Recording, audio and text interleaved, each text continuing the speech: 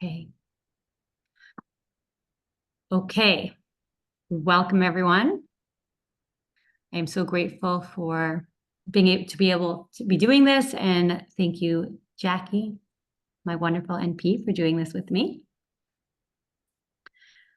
So we are going to be taking questions at the end. I'm going to talk a little bit about my story, and then we're going to be talking the background about what these medications, peptides are and how they work in our body, and mainly how do we go on these medications and how do we go off of it? And what are the different things that we need to know to have long-term success on these medications? And we're just going to be telling a little bit of storytelling. So I'm going to start off just saying how I gained about 15 pounds during COVID. And for the first time in my life, I struggled to lose weight, which is really the journey in how I started, helping people to go on this weight loss journey was through a personal story.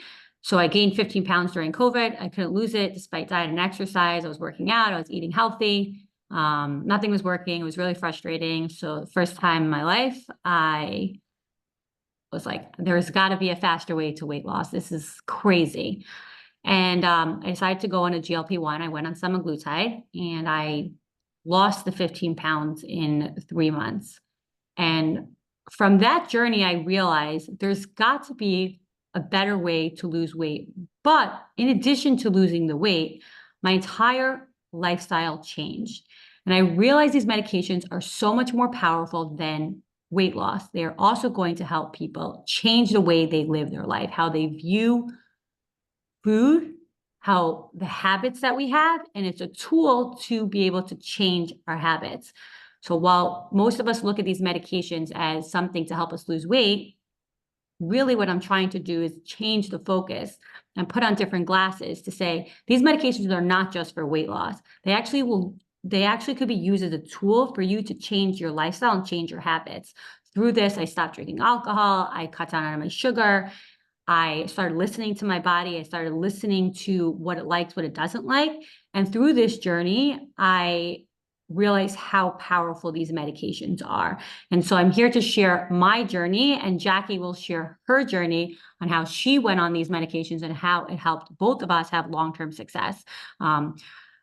These medications are very powerful and really helpful when used correctly. And I'm going to be going over that as well. So we have different medications. I just want to go over the names a little bit, what they do, other clinical indications, and how they work in our body. And then we're going to be talking about how we're using GLP-1s as a tool to get to end results versus it being the end result itself, and how they give us real-time feedback and delayed instant gratification, and why these are tools that we could learn while we're on the medications, and how we dose up, how we dose down, how we learn to listen to our body, and why lifestyle matters. So there's Ozempic and Mounjaro. Ozempic, so I'm going to go to the active ingredient of Ozempic, is semaglutide. So we know about semaglutide. Semaglutide is the active ingredient, what's in Ozempic and Wegovy. Ozempic and Wegovy are the same medications, just different labels, different indications in terms of FDA approval, but they're the same peptide.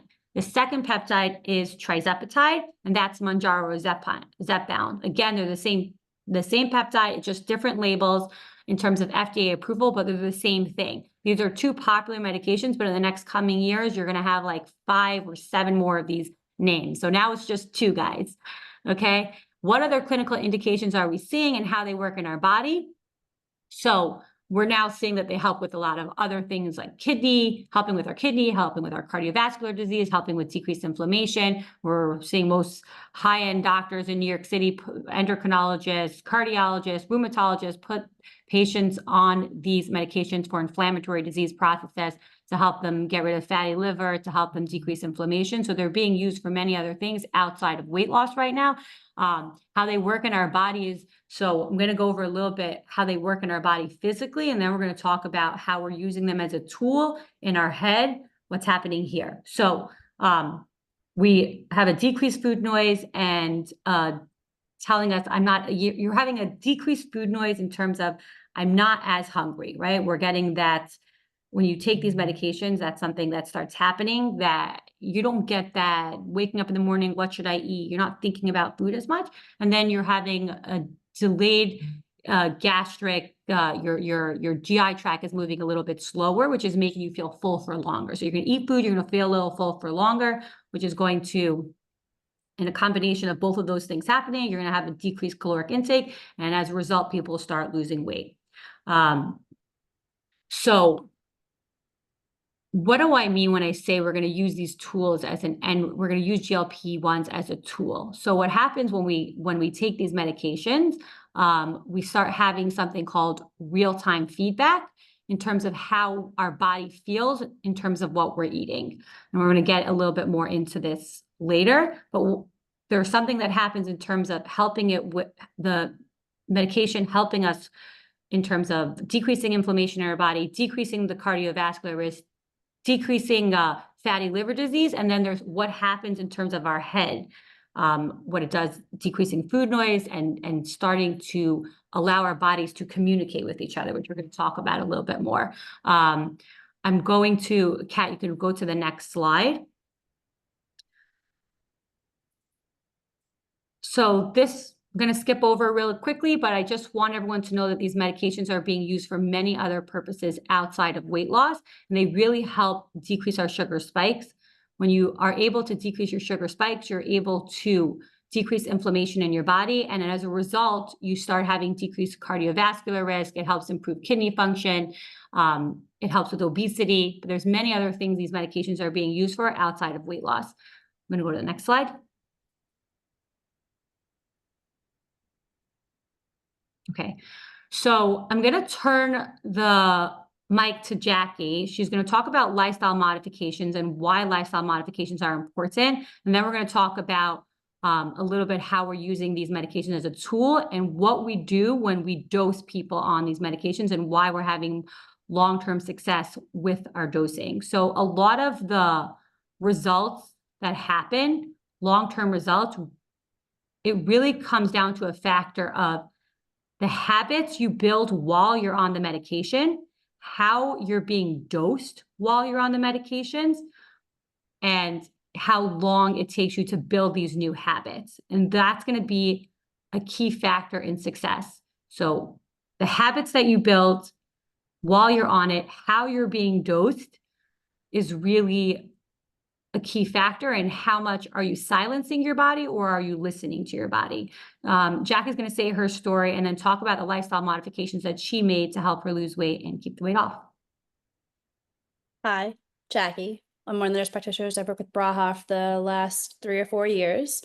When we started to introduce the program, I decided to take it upon myself also to start the medication. I, like Braha, gained a couple pounds during COVID that I was having issues kind of just getting it back off. It's a lifestyle change. The medication is a wonder drug, there's no doubt about that, but it's what you incorporate with it in order to increase your benefit long term. Everyone wants to lose weight. We want you to go on the medication, but we don't want you to be on the medication for a longer period of time than you have to be. So to do that, we have to change how you think, how your body reacts, and how you feel. So when I see my patients, I consult, I talk to you.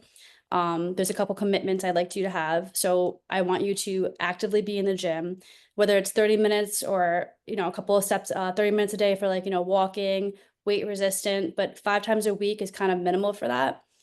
High fiber, low caloric intake, and increasing your fluids, high protein. All of this is going to modify when you're afterwards. We're decreasing your appetite as well, because if you're full from having high fiber and high protein, you're not going to necessarily want those sweets. The medication's amazing. I have the biggest sweet tooth in the entire world where I need dessert after every single meal. On the medication, didn't want dessert, didn't want the ice cream after dinner. I didn't want to have the spaghetti during dinner. My cravings for all of the pasta and for everything else, for fatty foods, for burgers, I wanted to actually have salads. I wanted to have chicken. Your body is starting to change in that way.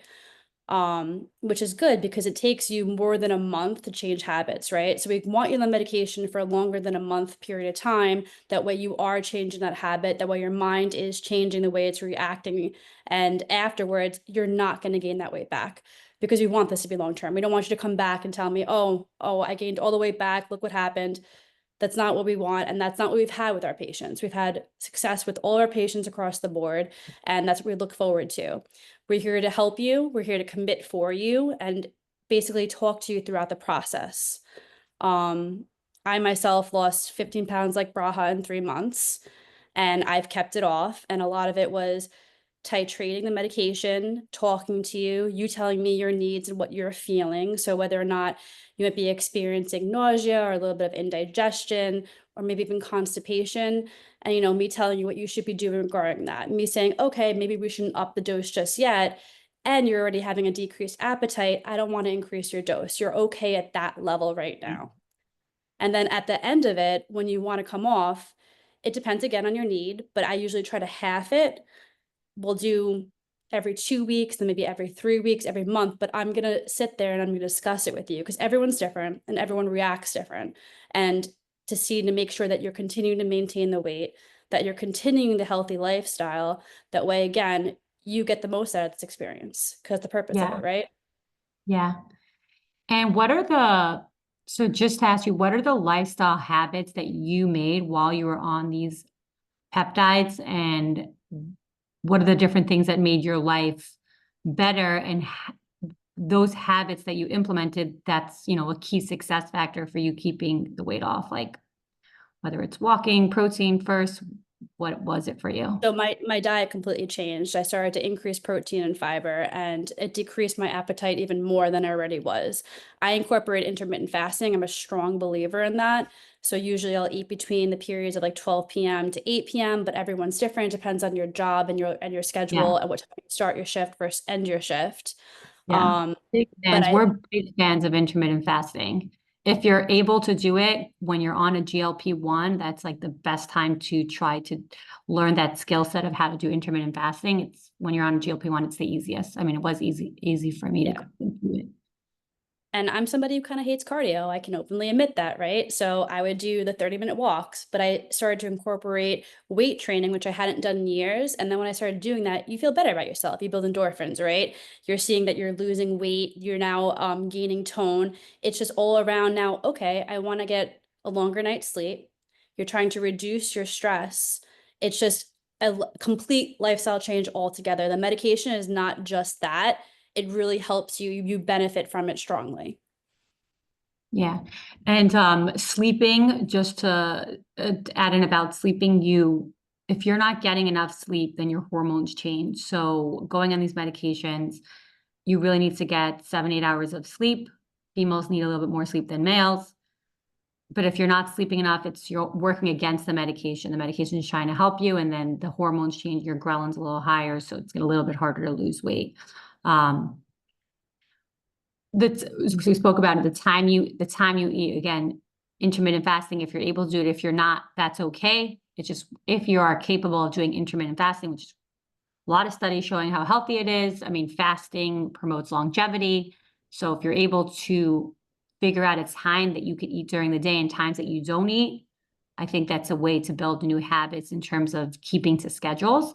I do want to add in about the CGM monitoring. So that's real lifetime glucose monitoring. We do it IV drips.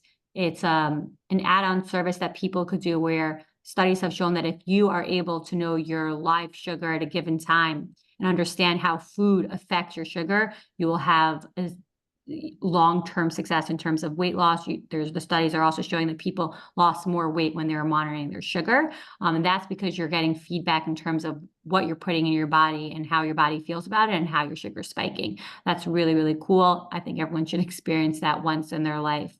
Also, as Jackie said, being on these medications for at least 3 months, because it takes time to build habits, right? Like, you weren't necessarily starting to have your protein and having enough protein after one day.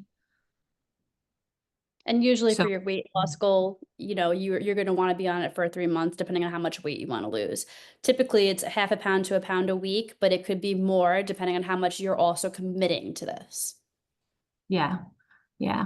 I would say even if you lost all the weight you wanted to lose after a month, you didn't develop the habits. It's like building an emotional muscle.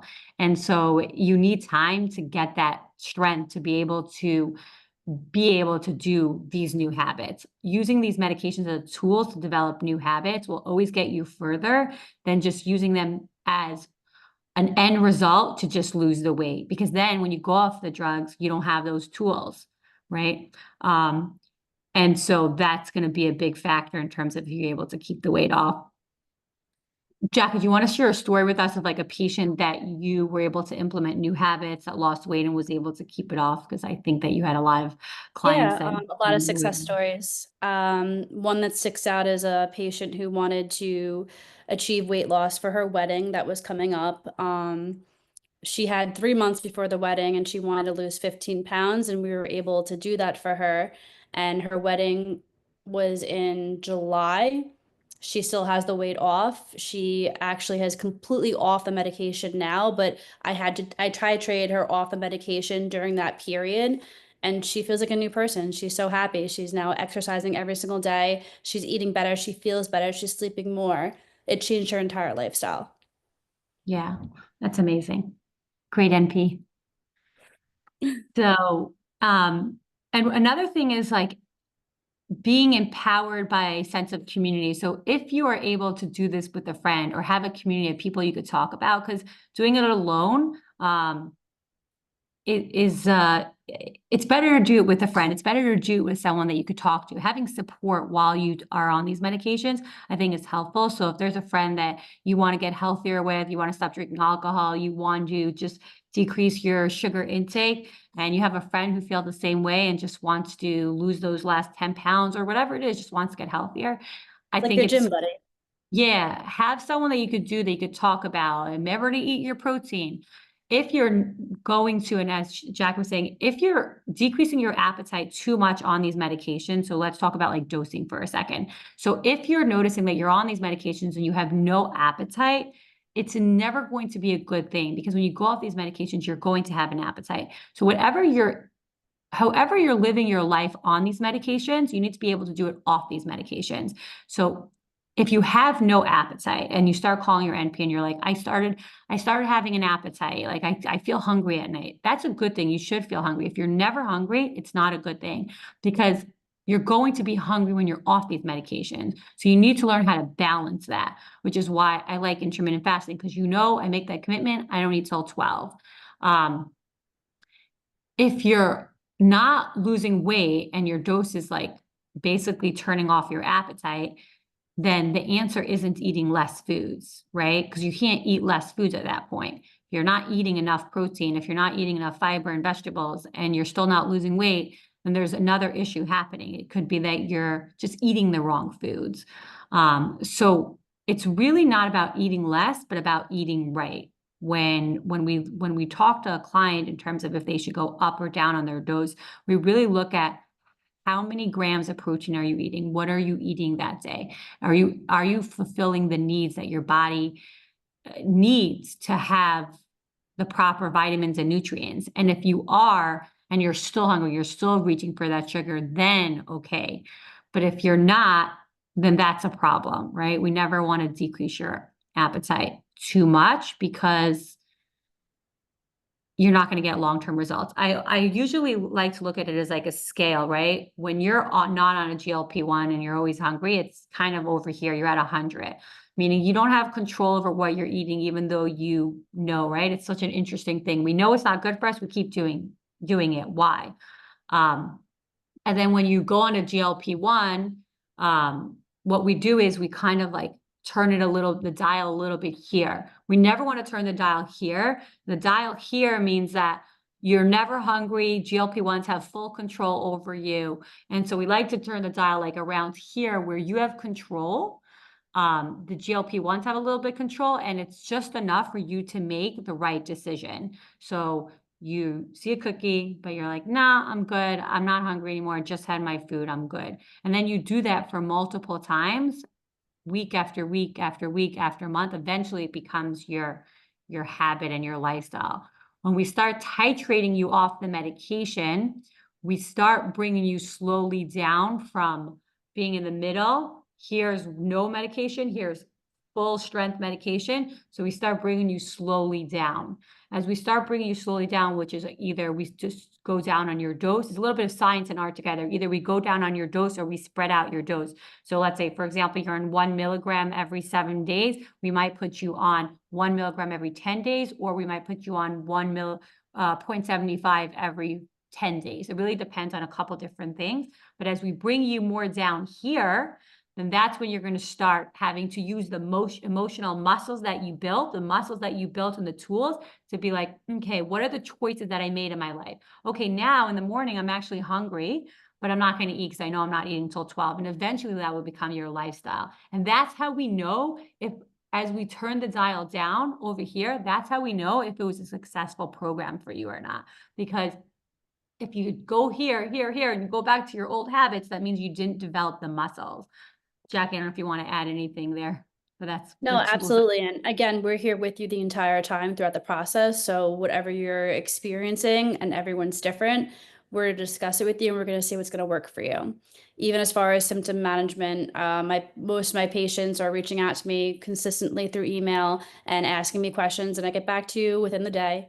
The side effects are pretty minimal for everyone, but at first it's kind of scary. It's a new medication, it's a new thing, and you're changing your entire lifestyle, and we understand that. Yeah. And I do want to say that only 30% of people actually experience nausea. So some people think, I'm not nauseous. Is it working? And yes, it's working. Not everyone experiences nausea. Another thing I want to add is another way to look at this, put a different pair of glasses on, that these medications give real-time feedback. So I always say, what happens if you wanted to, you're like, I don't want to eat sugar anymore. I want to decrease my sugar intake, which, by the way, I will add naturally to increase your GLP-1s, which is something that you want to do while you're on these programs. Foods like avocado, high fiber foods, these naturally increase your GLP-1s.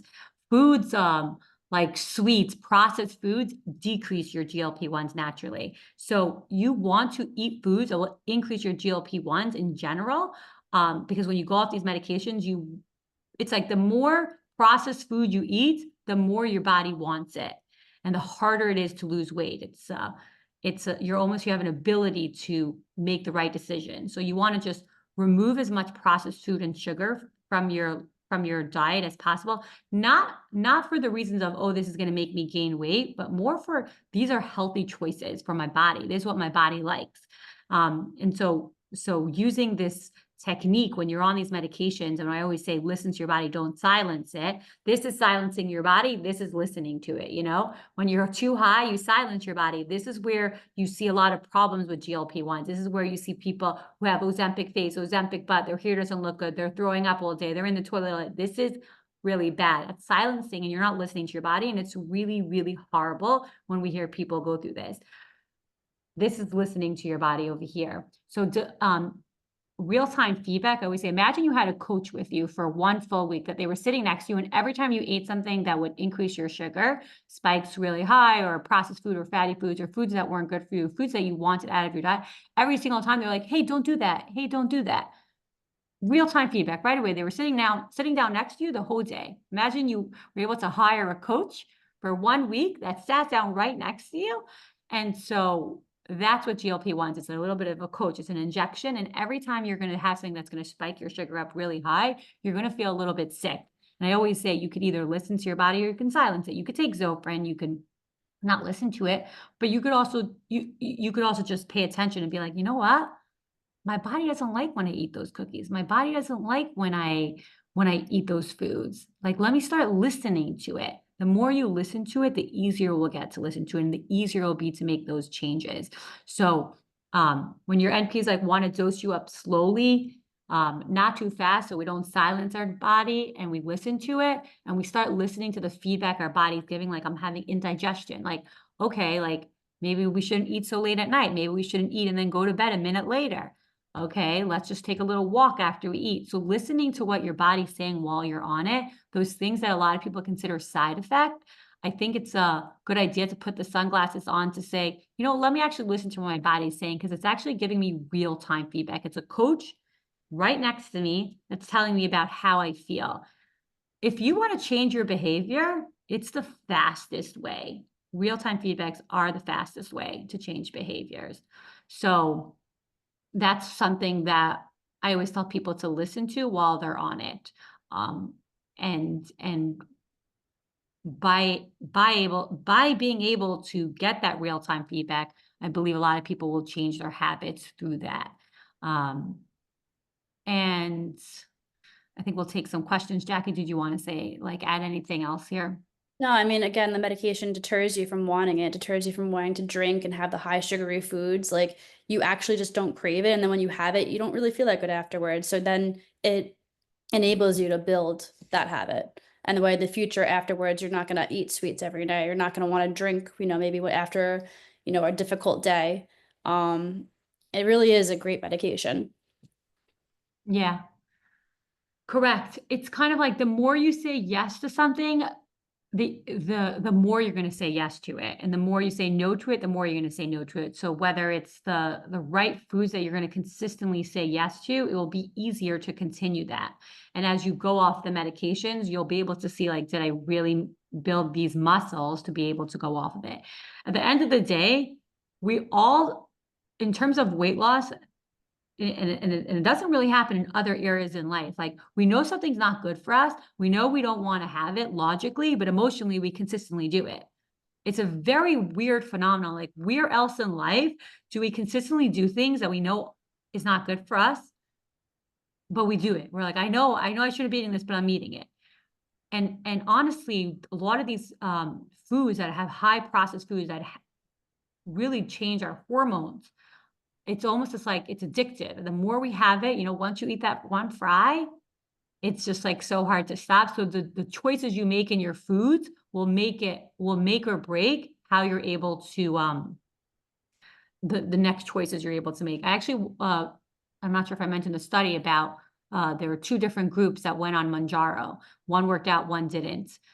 Same doses in terms of medication, and the results were pretty much the same in terms of people who lost weight, meaning the patients that were just on the medication, and there were patients that are on the medication and they had lifestyle habit changes. They both lost the same. So these medications work, they'll help you lose weight. But when they went off of the medications, the group that had the lifestyle modifications kept the weight off. So really the lifestyle modifications and how you're being dosed in terms of, how high it is and how low it is really going to be a key factor in success. So someone asked, when we're going to answer questions for 10 minutes. Someone asked, when you get to your goal weight, how do you decide when it's time to go off the medication? Jackie, what would you answer to that? Like, how do you know when it's time to go off? Is it just about the goal weight? About how you feel. If you feel like you've reached where you want to be, if you feel healthy, if you feel like you've met that lifestyle change, you built those habits and you're ready to move forward, we move forward. And then we decide what's best for you, whether or not we're going to change the dosage or just increase the time in between shots. Yeah. And also, I would say it depends on the person. Yeah. I sometimes, when you're close to your goal weight, I'll start titrating you down already. Or sometimes when you get to your goal weight, then I'll start titrating you down. I just want to see if you're able to maintain the weight as I bring you down, how your lifestyle choices are.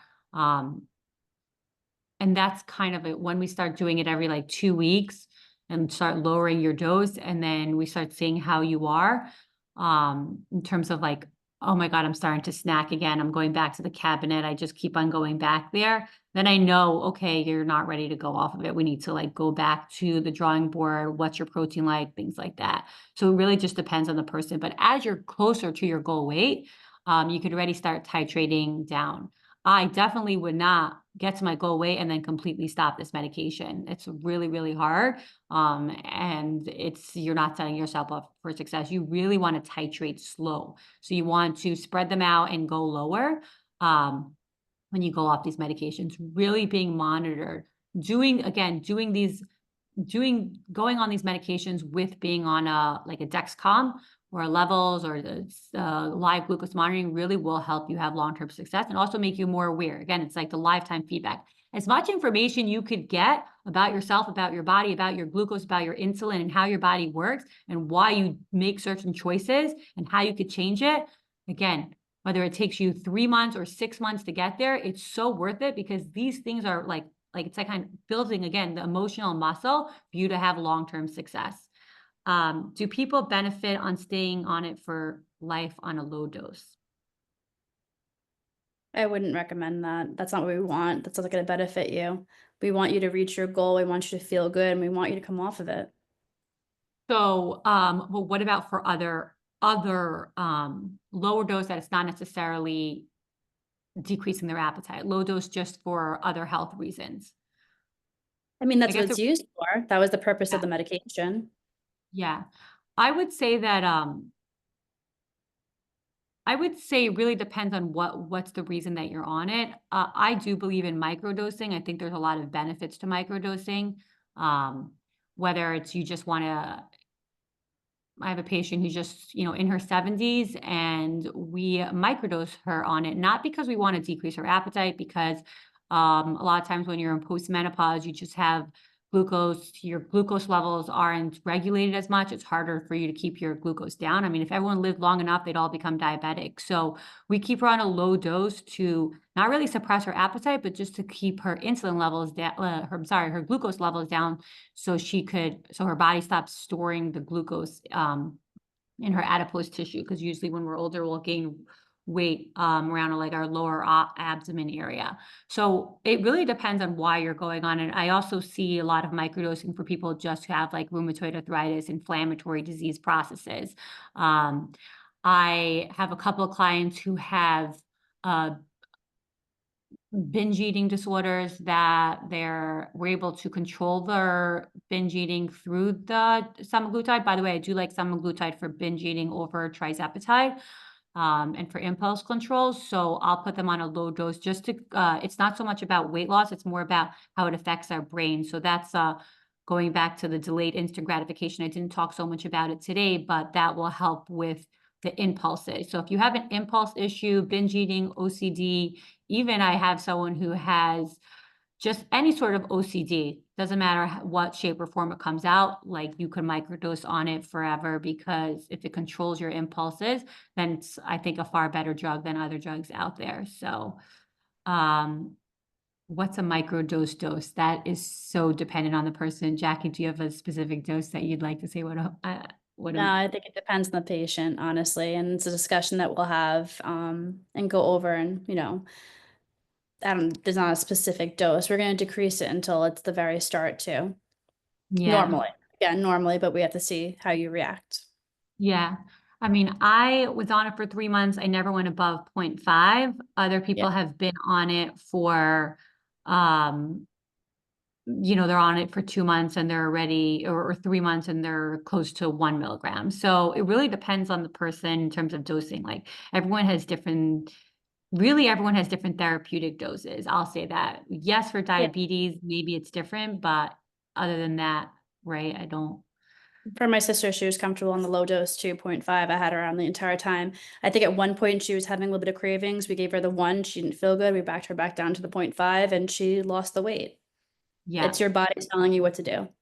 Exactly. And it's always better to go slow and steady than to just go higher and end up being sick for 3 days. Obviously, we have a solution, IV drips will come help you, but it's just better to start slower. So I would not, it's slow and steady wins the race. You want to just slowly titrate up. And if you're at a therapeutic dose, then you don't need higher to cut your appetite even more. As long as you're in a place where you're making right decisions, then you're good. I would not go higher if you don't need to. I would not go by the dosing that Ozempic gives, because that's for hemoglobin A1C control. It's so different. How fast can I get started after consultation? I mean, pretty much right away. We have next day or 2-day delivery at this point. Another person asked, like, what foods should I be eating to, help with long-term success? Jackie, you want It's the high to? fiber, I actually, when you do join, and I'm talking to you after you. I send you information regarding nutrition. I send you information regarding dieting and how to exercise, and it's lists what I kind of, what we want you to incorporate in your life. So we can go over that in great detail. But it's, what you think it is. It's going to be, less greasy foods, not like the cheeseburgers and French fries. We're going to want you to have chicken. We want to have lean meats, turkey, and then, high fiber like avocados and other things just to sustain, not make you bounce back and be like, oh my God, I'm starving. And now I need to just go and get all of that chocolate and eat it because I didn't eat all day. Yeah. And I think that's like a story that I hear a lot, by the way, is that I'm good all day and I come home and I snack and I make those decisions. And that's very, very common. Um, you need to plan ahead, but also like, what do you do to prevent that from happening? And I kept hard boiled eggs with me because I'm the way my job is, I don't have a lot of time to eat. So I had hard boiled eggs, I had pieces of turkey, and if I was hungry, that's what I would have, for I felt like it. That way I wouldn't go home and have that craving. I would set myself up for success. yeah, yeah. And protein really helps decrease those cravings, believe it or not. Like if you're always craving carbs and sugar, you're likely missing some protein in your life. So I wouldn't underestimate the protein. Um, okay, someone asked, I think I just lost the question about insulin sensitivity. Again. Like as far as if they're gonna have a low sugar. I'm sure I think I lost the question, but this medication does not lower your sugar in terms of um, if you are if you're not diabetic or you are diabetic, you're really not going to have like sugar drops with these medications. That's not how they work. How does it affect insulin sensitivity? I think that was the question. So, I mean, people go on these medications because they are, one, you're trying to decrease your sugar spikes and help improve like these. You're giving your pancreas a little bit of help by helping lower the sugar levels. As we age, our body has a harder time, either as we age or as we have too much sugar in our body has a hard time lowering those sugar levels. And so then it stores it in places, right? That's when we talk about metabolic health. So our body will take the sugar and it will start storing it in places, saving it for later. And so, I mean, if we're lucky, it does that, right? So what it does is it goes in our muscle, it goes in our tissue, it goes in our liver. So it comes out as like fatty liver disease. It comes out as insulin resistance, and it comes out as adipose tissue. And those are the different ways that when we have too much glucose in our body, how our body like stores it. And so going on these medications, if you have a problem with glucose resistance, and that's usually when you start gaining weight, going on these medications will help. And also, again, depending on the different stage you are in life, right? So as we get older, more and more people are at risk for diabetes. Diabetes is like, it's almost like a process, not a disease. Like it's like eventually like our body just has a harder time lowering the glucose levels that are floating around our body. And you really do need to, you don't want sugar floating around your body. That's inflammation, that's diseases, that's cancer, that's a lot of bad things. So anything else you want to say in terms of insulin sensitivity, Jackie? No, I think that's really it. I think that's probably what they were looking for, I would assume, right? Just how your body's gonna react to it. Yeah. What if you need to lose more than 15 pounds? What if you need to lose a lot? Then you're probably, okay, so you're probably going to be on it for longer. I mean, it doesn't matter how many pounds you want to lose, whether you want to lose 5, 10, 15, 20, 30, 100. It comes down to how long have you been struggling with weight? These are the questions that I ask. How long have you been struggling with weight loss for? Like, what are the lifestyle habits that we need to change when you're going on these medications? So for me, I was like going out with my friends, drinking alcohol. I didn't realize how bad it was for me. And the other thing, I just started snacking in the middle of the day because I wasn't sleeping enough. There's like a small habits that I needed to change. So it took me 3 months and I was able to bounce back. but there's other times that people have different type of habits that take them longer to fix. It really Which depends, right? I So, discuss with my patients as well. I ask you what your diet is like right now. What are you doing for exercise right now? And it's not necessarily like we can go off BMI. Obviously, we want you to be within a healthy range for BMI, and we calculate that at your consult. But if it's a longer period of time, that's okay. We're going to assist you throughout the process, and it's going to be changing your habits long yeah, term. yeah. And it's okay to be on these medications even for a year, 2 years. It's really, these medications have so many other benefits outside of weight loss. I mean, really decreasing inflammation, PCOS, binge eating, OCD. I mean, people are on it who have anorexia And there's because it more and helps more them with their studies thoughts. coming out saying the benefits of it. Like every day is new studies. They want to use it for alcoholics right now to kind of help with those patients. Addiction. Yeah. Yeah. I do strongly believe long term this drug will be used as an anti-addiction drug, an addiction drug for multiple different things. So we're going to see these drugs coming out with different forms of it, being used for longevity, addiction, OCD. Someone said they want to get their hemoglobin A1C. We're going to 5 more minutes and then we're going to wrap up.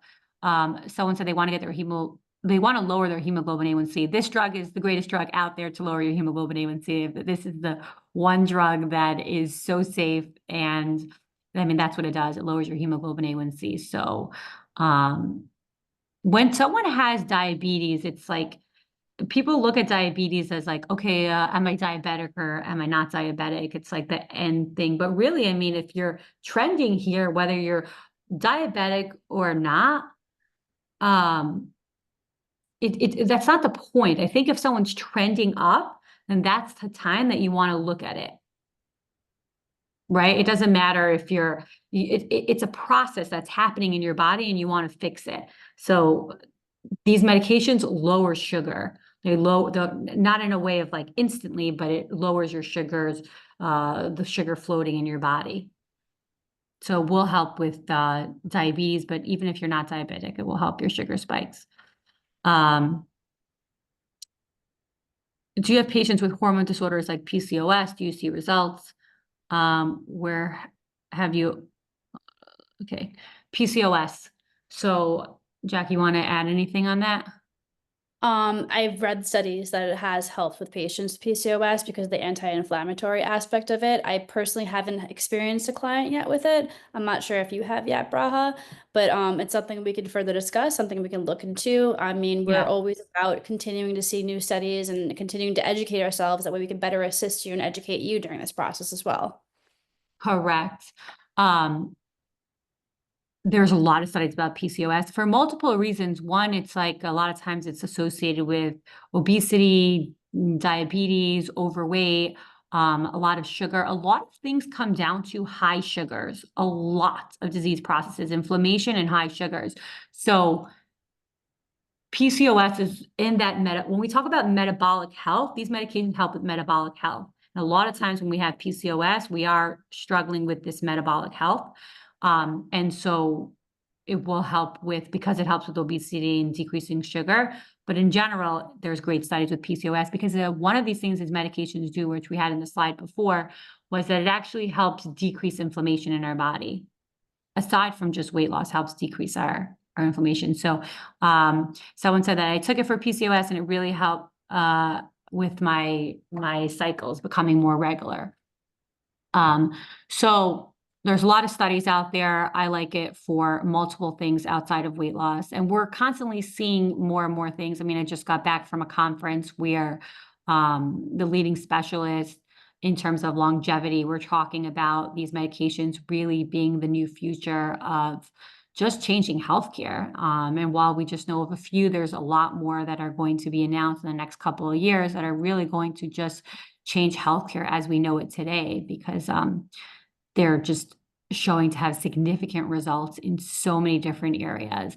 One of the things that we really use it for, again, is using it as a tool. So I just want to wrap up, like, and what all my NPs do, right? We use it as a tool. I'm using it for you to build emotional muscle or lifestyle muscle, to carry this on for the rest of your life. We're using it as a tool. And, even if it's good for a year and then you start slipping, then you microdose, you go back on it for a bit, which I have done, which we've all have done, by the way.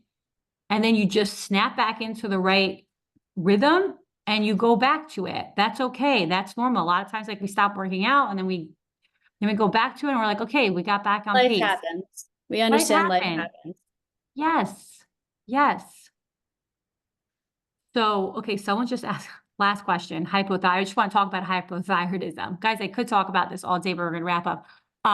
In general, in terms of thyroid cancer, I do want to say that the studies are only in mice still, but regardless, we don't put people on who have medullary thyroid cancer. It's a very specific type of thyroid cancer, and it's not all thyroid cancer. If you had thyroid cancer and you got your thyroid removed, it's still controversial if you decide to go on it. I would say it really would depend on why the person's going on it and what the risk that they want to take. If they have obesity, then I would say they should still do it because obesity has higher correlation to other things. But it doesn't, if you have like thyroid nodules or things like that, or hypothyroidism, that you could still go on it. That's not a problem. It doesn't cause thyroid cancer, and we're not worried about it in terms of that. Yeah, patients are on Synthroid. That's not an issue. We give it to the That's patient. not an issue. We have multiple Yeah. patients with that. Yeah, yeah. And so just to wrap up, we use these medications as a tool. We use them as a tool to help you lose weight. So I use it to take this part of our brain that gives us, right, like, we have the logic, but for some reason we cannot continue to make the right decisions, and we keep on eating or doing things that we know aren't good for us. And I just give you a little bit of help. I use this as a tool to give you a little bit of help to make the right decisions for a couple of months till we're able to, this part is like where the key, where the science and arts comes together, and how we learn how to titrate you down for you to be able to keep these habits long term and to be able to keep the weight off long term. If you go like this and you go like this, I'm telling you now, one, it's a horrible thing to do to yourself and your body, because your body is your temple and you should take care of it, but you also will gain the weight back. And unfortunately, when people aren't monitored and dosed, we see that happen a lot, where people gain a lot more weight back, and also just have days and days on end where they're like throwing up and feeling so sick, running to the bathroom for no reason, because either they're too high or they're just eating fries, they're not eating the right foods, and they're feeling nauseous all the time. This is bad dosing. So, really using these medications as a tool, as success is really what we, really try to focus on, and the lifestyle habits and things that you need to do. Jackie, you have been absolutely amazing for doing this. I mean, Jackie has so many patients that she's helped not only lose the weight, but keep the weight off. She really, really focuses on lifestyle modification. And even herself, I mean, she's a true example, and I think that's, I think we're all I'm each so other's grateful. cheerleaders. We're all very good to one another. We have a great team, and we're here to help you with your goal. Yeah, I think having a sense of community when you're on these, and not being, we're really trying to remove the stigma around this about going on these medications and not being shameful about it when you're going at something that makes you healthier. I mean, I microdose on it. I'm proud to say that I do. I love the medication. It's a peptide. I think it's great. I think it'll help me live longer and age slower. So thanks, Jackie. Not And a Jackie, problem. you have amazing hair. So like, look at that. You're doing your vitamins, nutrients, still looking amazing. Been on this medication, maintenance, dosing. So Yep. thank you. And going to the gym every day, sleeping more. It's beautiful. Honestly, it changed my life. It really did. Really did. I'm so happy. Thank you. It was a Oh, pleasure, guys. I will say one more thing. I forgot to say this. I'm sorry. We are giving to anyone who has been on the webinar, we're giving a $200 gift card. If you join the weight loss program before New Year's, if you join it with the same email that you registered on the webinar, then you will be able to receive that $200 credit. You also could extend the credit to a friend. So it could be you and your friend, because we're really trying to promote community here, trying to develop a sense of community of people to be able to do this with a friend, like a gym buddy. So it's a great offer. Take advantage of it. Start the new year right. Healthy. Hope to see you soon, guys. Thank you. Bye, Braha. Thank you. Thank you. Thanks, Jackie.